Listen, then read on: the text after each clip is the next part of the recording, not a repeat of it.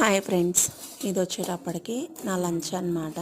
ఈరోజు మా ఇంట్లో కాదు, అమ్మ వాళ్ళ ఇంట్లో వచ్చేటప్పటికి ఏంటంటే ఈరోజు మునగాకు కారప్పొడి, దొండకాయ బీరకాయలు వేసిన పచ్చడి నూరింది, ఇంకొకటి సాంబార్ అనమాట.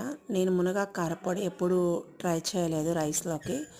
సో అందుకని చెప్పని టేస్ట్ ఎలా ఉంటుందో చూద్దామని చెప్పని చూసాను. టేస్ట్ అయితే సూపర్ ఉంది.